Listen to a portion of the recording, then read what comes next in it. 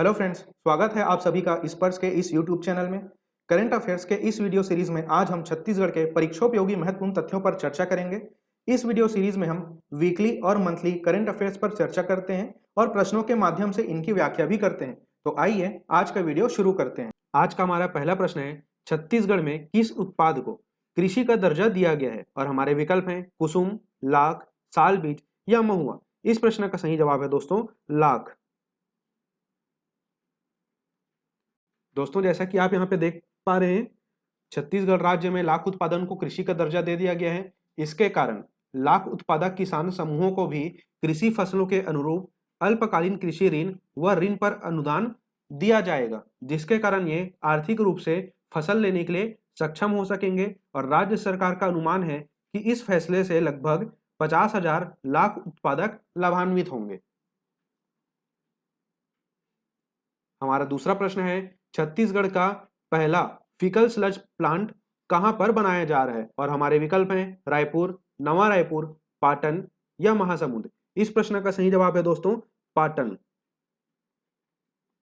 दोस्तों, आप सभी को पता ही है कि घरों में शौचालय का जो पानी रहता है उसे डायरेक्ट ही ड्रेनेज सिस्टम से कनेक्ट कर दिया जाता है, जिसके कारण भारी मात्रा में जल व पर्यावरण प्रदूषण होता है और इससे गंभीर बीमारियां भी फैलती है। तो मल जल प्रबंधन का कार्य करने के लिए छत्तीसगढ़ का पहला फीकल स्लज प्लांट दुर्ग जिले के पाटन में लगाया जाएगा।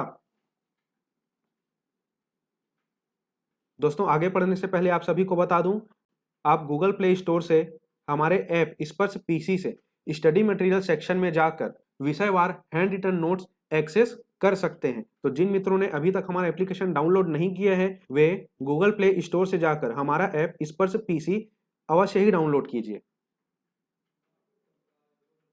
हमारा तीसरा प्रश्न है, नई औद्योगिक नीति 2019 से 2024 के लागू होने के पश्चात राज्य में कितने नए छोटे बड़े उद्योग स्थापित किए गए हैं? और हमारे विकल्प हैं 55, 345, 780 या 1207। इस प्रश्न का सही जवाब है दोस्तों 1207।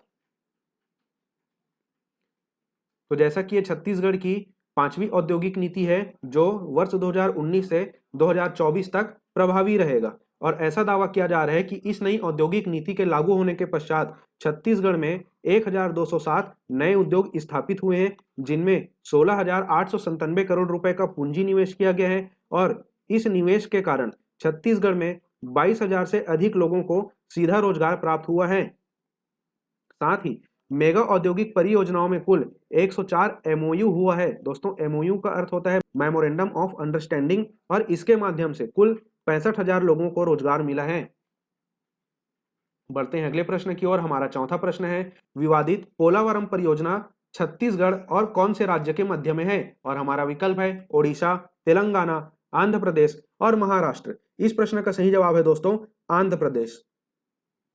दोस्तों, इंदिरा सागर पोलावरम परियोजना जो कि गोदावरी नदी पर बनाया जा रहा है और यह परियोजना आंध्र प्रदेश में बनाया जा रहा है। यह परियोजना आंध्र प्रदेश और छत्तीसगढ़ के मध्य विवाद का कारण है, क्योंकि इस परियोजना के बनने से छत्तीसगढ़ का जो दक्षिणी जिला है सुकमा जिला, और सुकमा जिले का और दक्षिणी इलाका जो कि कोंटा क्षेत्र है, उसके आधे से अधिक क्षेत्र डुबान क्षेत्र के अंतर्गत आ रहे हैं। अब कोई भी राज्य नहीं चाहेगा कि उसके राज्य का कोई भी क्षेत्र दूसरी राज्य के परियोजना के डुबान क्षेत्र में आए, इसीलिए यह परियोजना बहुत ही अधिक विवाद का कारण है। जैसा कि आप यहाँ पर देख पा रहे हैं कि छत्तीसगढ़ इस ओर है, आंध्र प्रदेश यहाँ है, और ये आंध्र प्रदेश में एक पोलावरम परियोजना है। इसको मैं अभी इस मैप में बताने वाला हूं आपको। आप इस वाले मैप में अपना फोकस रखिए। ये जो है सुकमा जिला है, और सुकमा जिले के इस इलाके से आंध्र प्रदेश का बॉर्डर लगता है, और यहाँ पे पोलावरम परियोजना बनाया जा रहा है, जिसके कारण सुकमा जिले का ये जो कोंटा का आधा से अधिक क्षेत्र है यही डुबान क्षेत्र बना हुआ है, और इसी चीज को लेकर सरकारों के मध्य विवाद चल रहा है। बढ़ते हैं अगले प्रश्न की ओर। हमारा पांचवा प्रश्न है, हाल ही में छत्तीसगढ़ के किस जगह पर डेरी गड़ाई रस्म के साथ फागुन मड़ई प्रारंभ किया गया? और हमारे विकल्प हैं जगदलपुर, दंतेवाड़ा, सुकमा या कांकेर। इस प्रश्न का सही जवाब है दोस्तों जगदलपुर। बसंत पंचमी के शुभ अवसर पर मां दंतेश्वरी मंदिर प्रांगण में विधि विधान से डेरी गड़ाई रस्म किया गया, और इसी के साथ फागुन मड़ई भी प्रारंभ हुआ। दोस्तों, ध्यान रहे कि बस्तर दशहरा में डेरी गड़ाई रस्म का बहुत ही अधिक महत्व है, क्योंकि इसी रस्म के पूर्ण होने के बाद में रथ निर्माण का कार्य आरंभ किया जाता है। हमारा छठवां प्रश्न है, छत्तीसगढ़ में किस जगह आदिवासी संग्रहालय बनाया जा रहा है? और हमारे विकल्प हैं रायपुर, नवा रायपुर, सरगुजा या बस्तर। इस प्रश्न का सही जवाब है दोस्तों बस्तर।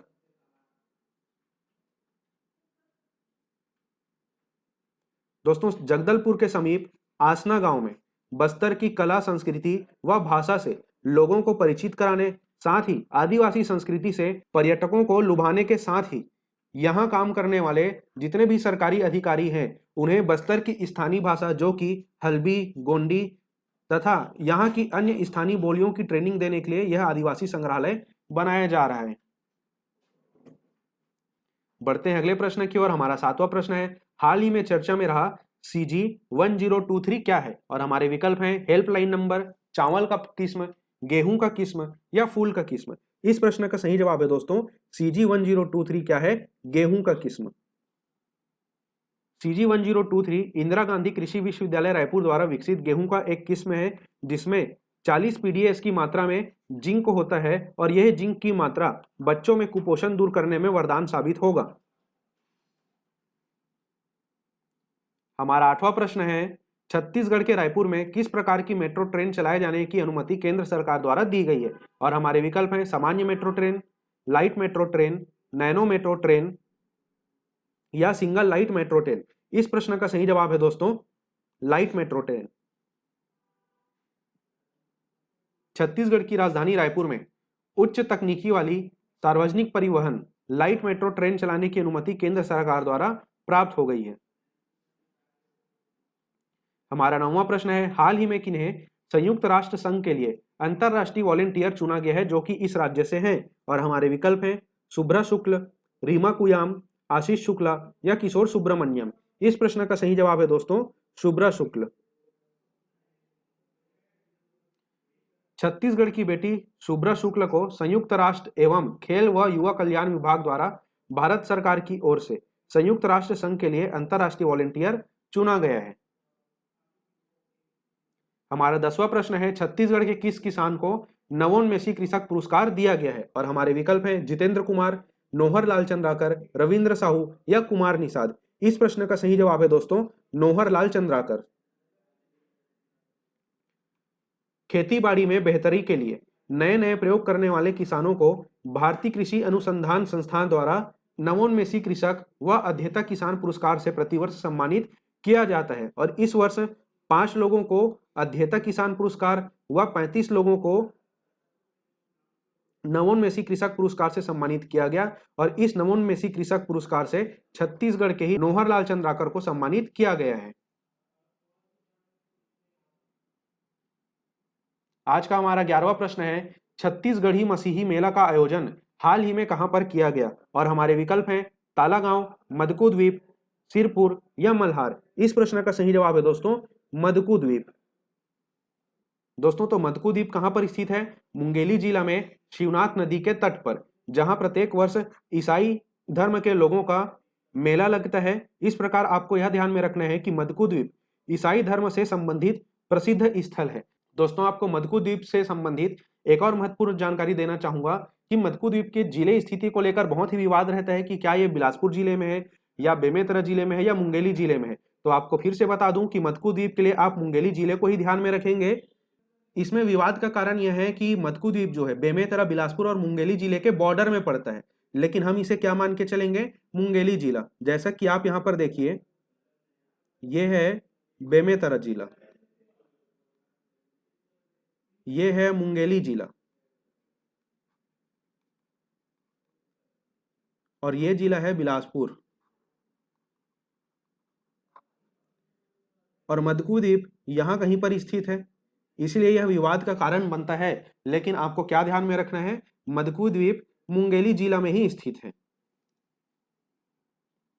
तो दोस्तों आज के वीडियो में सिर्फ इतना ही। जल्द मिलेंगे आपसे अगले माह के करंट अफेयर्स के साथ, तो इंतजार कीजिए हमारी वीडियो का। इस वीडियो को अंत तक देखने के लिए आपका धन्यवाद।